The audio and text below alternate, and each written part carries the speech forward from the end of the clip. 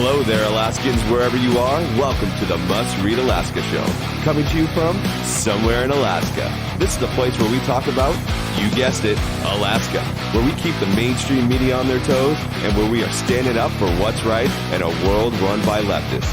You can find out more by heading over to mustreadalaska.com and also checking out the Must Read Alaska YouTube channel for some really great content. But first, let's get this party started.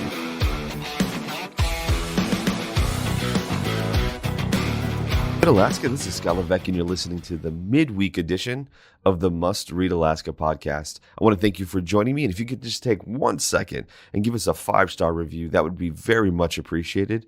For us, it means a lot that you guys would actually take the time to do so, and it helps us in searches. If some people are looking for Alaska politics or just politics in general, it really helps in that area. So if you can go ahead and just take 5 seconds and give us a 5-star review, that would be great. Also, if you want to just do an extra step further, go ahead and give us a written review as well.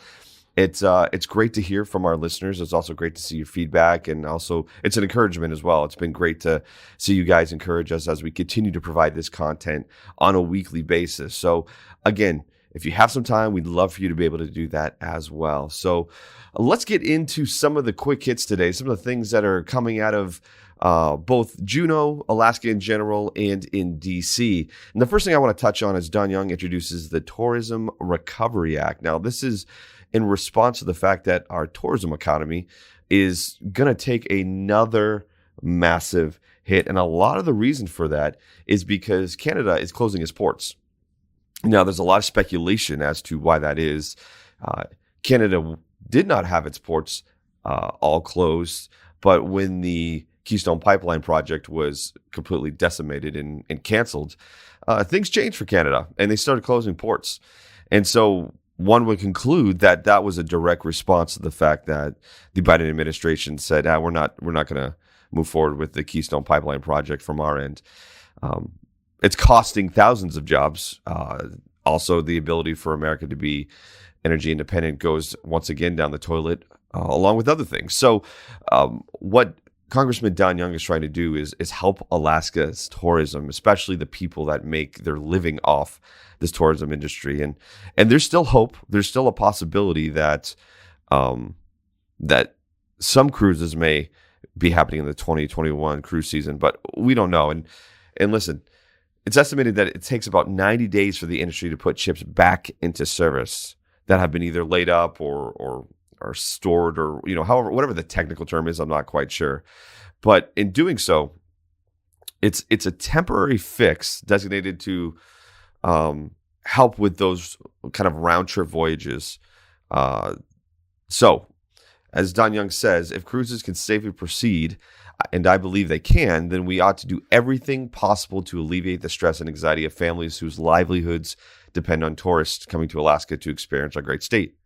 Vaccinations continue to ramp up, and daily cases are on the decline. By the time the 2021 cruise season typically starts, I'm confident that we'll be in a strong position to allow cruises to resume with proper safeguards in place. Now, I have a friend who actually works in the industry, and what I'm hearing is that from an industry perspective, nobody knows really the true ins and outs of what's needed. Now, there's a high-level 36,000-foot overview of, hey, here are the stages you need to get in. Here's what needs to happen. For those of you who are actually maybe interested in this, there could be a possibility of people getting free cruises as a way to test out the safeguards put in place by a lot of these cruise lines. But what I'm hearing is this. I'm hearing that it's not necessarily the stages that are confusing. It's actually, how do you start the process? That is what's confusing. Right now, a lot of the cruise line industry doesn't even know how to begin the process of getting into these phases so that they can start their normal cruise times and season. So that's the biggest problem right now I'm seeing, and I'm hearing this from, again, an industry insider, that really the biggest problem is not the rollout phase, the 36,000 view of what's necessary. It's actually, how do they begin the process of moving forward? And without that, they're just sitting there. These cruise lines are kind of hamstrung with nothing they can do because there's no clear-cut way to begin this process. So while this is going to be great, and I hope we can really help our tourism, particularly since it's a large part of our process here in Alaska. And when I say process, I mean economy. At this point, one of the biggest roadblocks from actually getting started and resuming the cruise season is the fact that nobody knows how to start the process. So again, thank you for Don Young for obviously thinking about Alaskans as what he's supposed to do, and again thinking about a major part of our economy that's going to be hamstrung here. And let's be honest, a lot of the towns and ports that are going to be really affected by this are on the southeast and again on the water. So you got Juneau and Ketchikan and Skagway and Whittier and Cordova and many others that are going to be affected. And Young says as much. He says communities such as Juneau, Ketchikan, Cordova, Whittier, and countless others are already suffering from the recession caused by the pandemic. All Alaskans asking for, is an opportunity to open their doors and make an honest living this summer. And we must give them a fighting chance. And I agree. Listen, those ports, those waterway communities need the cruise industry this year, or I don't know how long they can survive on their own. And that's just a fact. I mean, that's just a fact. A lot of those towns survive on the fact that they have tourism. So this is a big deal for Alaska. And again, remember, we're already getting it from one side, which is the oil and gas industry. We're already getting squeezed there. If we get squeezed on tourism, the economic future of our state is looking very bleak right now. So again, I appreciate Congressman Don Young doing that and putting that forward in Congress. But really, this needs to have swift action. And the biggest thing is we need to let those cruise companies know exactly how to start the process. Not that they need to know the process. They already have that. What happens in each phase, they know that. They just need to know how they begin the process. That's the biggest stumbling block. Well, moving on, we've got a couple of civil servants, I guess we can call them, that have tested positive for COVID. Obviously, one was Governor Mike Dunleavy. He tested positive. And the other one is Rep. Mike Crunk. He tested positive, and I think both are recovering fairly well right now. I think they both have mild symptoms. But again, just some interesting developments there. I would assume that most have been trying to keep in compliance with exactly what's being asked of them in terms of COVID regulations in Juneau, which are pretty staunch. So again, we hope them for both a speedy recovery, but also that we can once again get the job done here in our state as government officials and within the legislature too. Because listen, we need to start really being proactive in Juneau about many things, and it's not just sitting back and waiting and hoping that government funding is going to come get us out of a really difficult situation. We need to start really looking. And here's the other deal. Oil is going to rise. It is going to rise as demand increases and supply decreases. Oil will rise. It is going to squeeze, and we're going to get back up again. And I'm telling you, mark my words. Right now, it's already raised up to almost $3 a gallon at the pump. Again, you're talking about adding taxes, transportation taxes, state taxes, federal, all that. But it is going to continue to rise, which also begs another question. It begs another question, which is, what's going to happen to Alaskans in this sense? Are we going to be able to match what has been an already contentious supplement to this increase in tax on our oil, or even the fact that oil is going to rise with the PFD? Are we going to be able to supplement that? Or are we going to continue to take 50% of the PFD to balance a budget that is bloated anyways? And that's really the question. I mean, every decision we make here in Alaska, because we're so interwoven and intimately tied together, really affects everything else. And so the decisions in Anwar, the decisions in a lot of areas are going to create a ripple effect in our economy and also in our prices, whether it's natural gas, whether it's oil, or whether it's regardless of what it is. And I'm telling you right now, I've yet to be convinced of a good argument for going completely green. What I see is that it'll cost the average American far more to go green than it would to stay where we are. It'll cost far more. And it's not just the setup infrastructure. It is a foreseeable future increase in economic burden on the average American family and the average Alaskan family. It's stunning how much more it would cost for Americans to have green energy right now. And that's just a fact. I mean, there have been plenty of people that have brought this forward. The reality is that we're unwilling to do something that could be coincided with gas and oil. This is why we are where we are with the Keystone Project done. However, we'll be more than willing to fund the federal government, will be more willing, or the Biden administration will be more willing to push a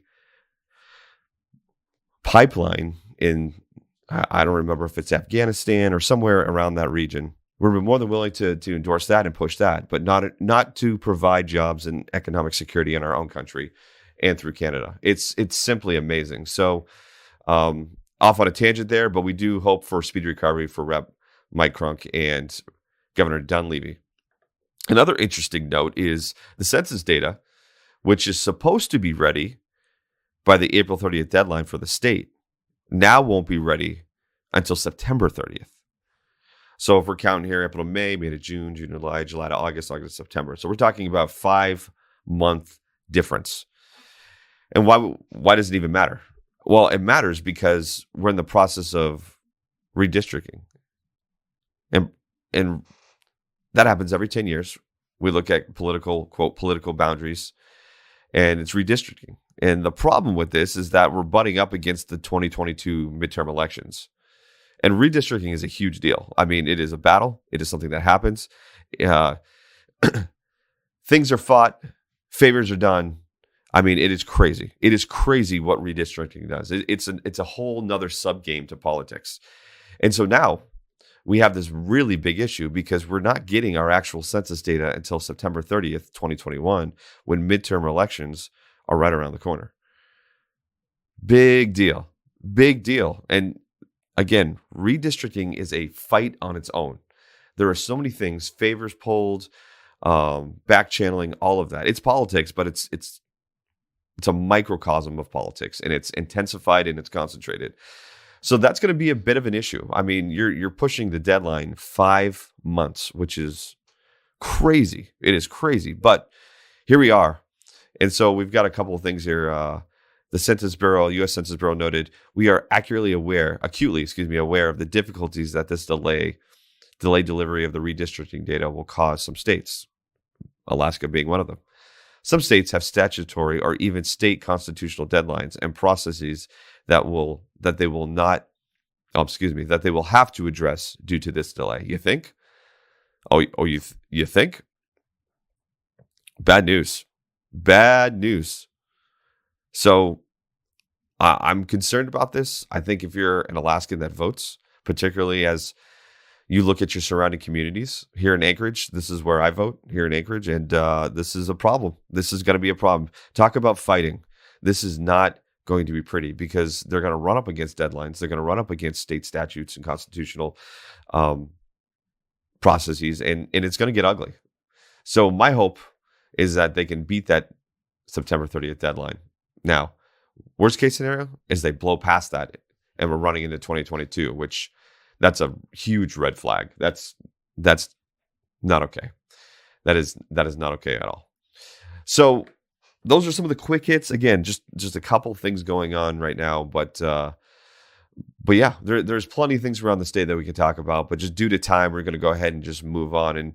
And there's a main thing that I want to talk about today. And here's the reason I want to talk about it, because I think it's indicative of where we are as a country. I think it's indicative of not just pandering, not just blatant disrespect, sexism, whatever you want to call it, but it is a willful lack of self-awareness. It's a willful act of irony and contradiction and all of the above. And probably most of you with that setup know what I'm talking about, but Representative Zack Fields, in what can only be described as not just a lack of self-awareness, but also just a lack of common sense, a lack of brain power in this. I would say. I mean, if I would have to say that is probably, yeah, I would say that's what it is. It's just an absolute ridiculousness. Made a comment to Sara Rasmussen, Rep Sara Rasmussen, and in what he considered was just, hey, it was just a birthday wish. And so, reading from the story in Must Read Alaska, and again, this is wild.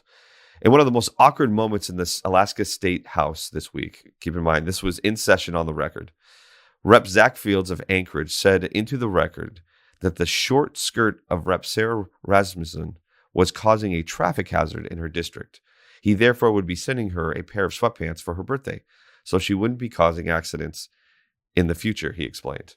Now, in his apology, which we'll get to, he does a great job of allaying here and saying, oh, it was just, I was trying to wish her a happy birthday and it was all, wrong and that's not the case and I wasn't trying to be sexist. But man, what are you doing, buddy? What are you thinking? I mean, I don't care what political affiliation you are. I don't care if you're a Republican or a Democrat. That's just a bonehead thing to do. And so he said this immediately. And here's the other thing. Context is key for everything, right, guys? In life, sometimes it's important to have conversations, not at the moment you want to have them, because it's just not an appropriate time to do that, let alone make an inappropriate sexist joke. But his remarks came right after Rasmussen announced that herself and Rep. Ivy Spongholz were going to be forming the Women's Caucus in the House. So just take a moment. Sarah's making the speech. She's saying, hey, we're going to form the Women's Caucus in the House. She then goes on to talk about the contributions of women, their roles as decision makers, how proud she was to be a model leader for her daughter and her son. And then Fields gets up and makes that comment about short skirts and sending her sweatpants for her birthday. I mean, holy moly, dude. What in the... It's hard for me to put into words the lack of emotional intelligence, the lack of awareness, the lack of self-awareness, the lack of brain power to do that at all. And I think what's more important, and the reason why I bring this up, not just because it's really a dumb thing to do, and again, I can't stress enough, I don't care if you're a Republican or Democrat. When you make stupid comments like that, and it's stupid, right after the person you're making the comment about just gave a speech about the Women's Caucus and the fact that there are women leaders, and Rasmussen, who's a registered Republican, is joining with a registered Democrat, Ivy Spongholz, to create this Women's Caucus. So it's a bipartisan effort. And you make a joke like that? Now, okay, dumb move. The problem is this. The problem that is actually on top of this problem, which is already bad enough, is the fact that this is the same party who has pushed the Me Too movement, who has used their platform to say that anybody that has a differing opinion on women at all, whether it's just they don't agree with their position on something politically, is sexist. It doesn't matter. They have weaponized the term sexist, they've weaponized the term sexist to apply it to even things that are not sexist. And I'm telling you, I've seen it. Anybody that disagrees with somebody and I've seen it literally, again, this is anecdotal, but in even my own friend group, as a way to say, like, hey, don't disagree with her. That's sexist. Don't mansplain. That's another thing. Don't mansplain. It's a covert way of don't be sexist. And this is the party that pushes that. And listen, Zack Fields is standing right behind that. He believes he is the bastion of that party. And so to stand behind that as a political ideology and as a way to weaponize the word sexist, to then do what you did in terms of the remarks you made to Rasmussen, this is why people have a hard time in general, because it's ridiculous. It's not even ironic. It's sad.